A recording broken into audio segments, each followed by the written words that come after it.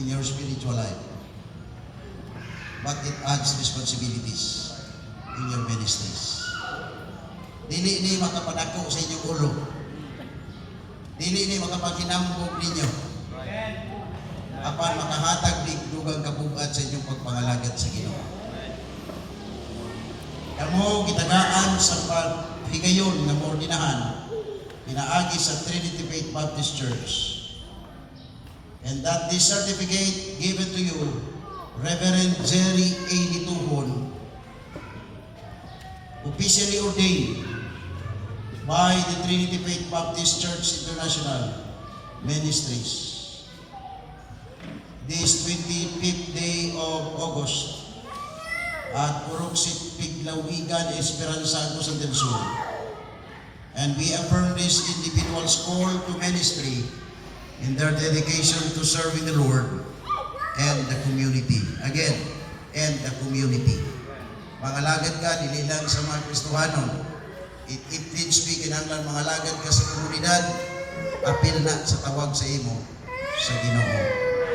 And this ordination is approved by the TFPC PIM Board of Administrator given this 25 day of August 2024.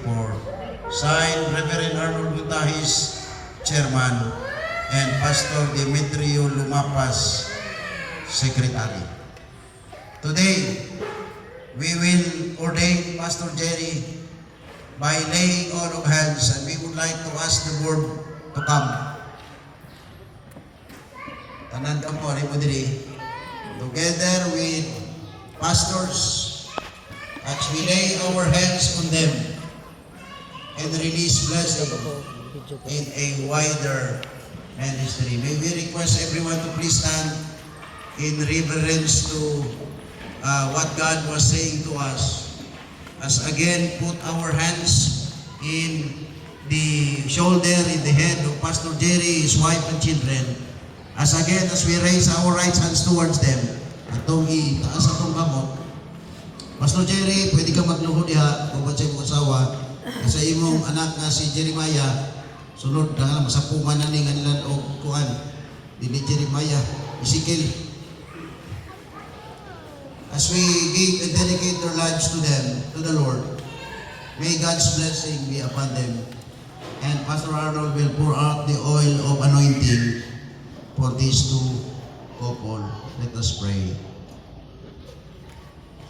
Loving Heavenly Father, the God of heaven and earth, the God of power, the God of promise, the God of protection, and the God of provision, we come to your presence this morning and we bring to you the life of Pastor Jerry and his family. Nga karon nga kabuntagon o Dios, among gidala diha sa imong presensya